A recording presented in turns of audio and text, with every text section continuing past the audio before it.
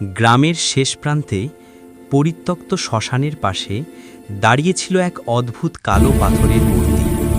কেউ জানত না কে বানিয়েছে, কবে বানিয়েছে। লোকজন একে বলতো ছায়া মূর্তি পাহারাদার।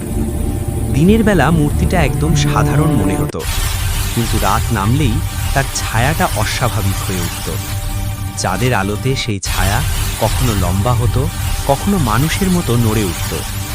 গ্রামে প্রচলিত ছিল এক ভয়ঙ্কর কথা, সূর্য ডোবার পর কেউ যদি শ্মশানের দিকে তাকায়, পাহারাদার তাকেই লক্ষ্য করে।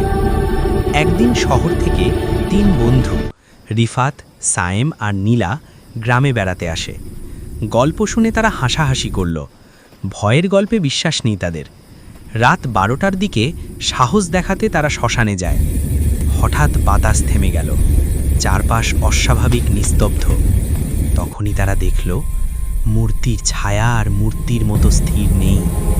ছায়াটা ধীরে ধীরে মাটি থেকে উঠে দাঁড়ালো।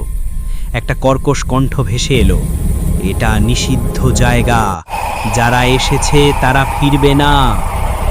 নীলা চিৎকার করে উঠল। রিফাত দৌড়তে গিয়ে দেখল তার পা নড়ছে না, ছায়া যেন তাকে ধরে রেখেছে।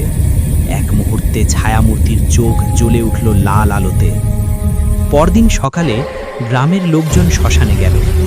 মূর্তিটা আগের মতোই স্থির, কিন্তু তার পাশে দাঁড়িয়েছিল 3টি নতুন ছায়া, পাথরে জমে থাকা কালো ছাপ।